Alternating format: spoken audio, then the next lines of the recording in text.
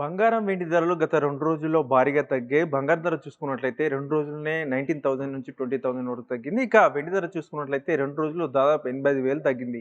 ఈ నేపథ్యంలో ఇప్పుడు బంగారం, వెండి కొనుగోలు చేయొచ్చా అని చెప్పేసి కూడా చాలామంది సందేహాలైతే వ్యక్తం చేస్తున్నారు. అయితే బంగారం, వెండి ధరలు ఇంకా తగ్గుతాయని చెప్పేసి కూడా చాలామంది చాట్‌జీపీటీని అడుగుతున్నారు. అంతేకాకుండా తెలిసిన వారిని అడుగుతున్నారు, నిపుణులను అడుగుతున్నారు. ఈ నేపథ్యంలో వారేం చెప్తున్నారంటే ఫిబ్రవరి 1న బడ్జెట్ ఉన్న నేపథ్యంలో బడ్జెట్‌ను బట్టి బంగారం అలాగే వెండి రేట్లు రెస్పాండ్ అయ్యే అవకాశం అయితే మనకు కనిపిస్తుందని చెప్పేసి కూడా నిపుణులు చెప్తున్నారు. ముఖ్యంగా మనం చూసుకోవచ్చు ఈ జనవరిలో వెండి, బంగారం ధరలైతే భారీగా పెరిగాయి.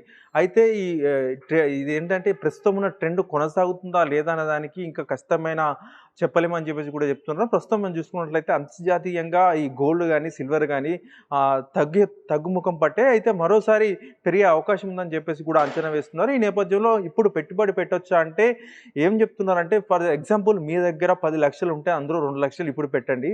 తర్వాత ఒకవేళ తగ్గితే అప్పుడు మరో 2,00,000 పెట్టండి గానీ మొత్తం 10,00,000 ఇప్పుడే పెట్టకండి అని చెప్పేసి కూడా నిపుణులు చెప్తున్నారు. ఎందుకంటే ఒకేసారి 10,00,000 పెట్టడం వల్ల ఒకవేళ తగ్గిపోతే భారీగా నష్టపోతారు.